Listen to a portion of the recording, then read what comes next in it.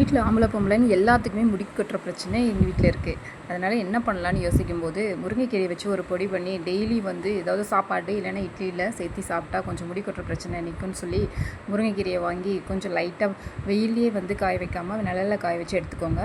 இந்த மாதிரி ஒரு 3 கப்பு வர அளவுக்கு நம்ம வந்து லைட்டாக போட்டு வறுத்துக்கலாம். இதுக்கு வந்து உளுத்தம்பருப்பு, கடலைப்பருப்பு, வரமிளகா, பூண்டு, கொஞ்சமாக வந்து எள்ளு சேர்த்துக்கோங்க, பொட்டுக்கடலை, சீரகம், மிளகு இதெல்லாம் போட்டு நல்லா வறுத்து ஆறினோடனே மிக்ஸி ஜாரில் அரைச்சி வச்சுக்கோங்க. நல்லா பொடியாக அரைச்சி வச்சிங்கன்னா நம்ம வந்து சாப்பாட்டுக்கு பிணைஞ்சி சாப்பிடும்போது நல்லாயிருக்கும்.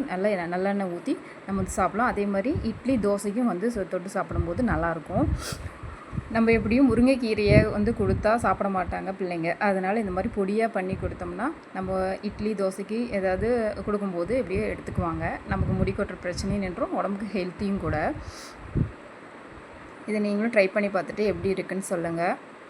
இந்த வீடியோ பிடிச்சிருந்தால் லைக் அண்ட் சப்ஸ்கிரைப் பண்ணிக்கோங்க. தேங்க்யூ. நெக்ஸ்ட் வீடியோ பார்க்கலாம்.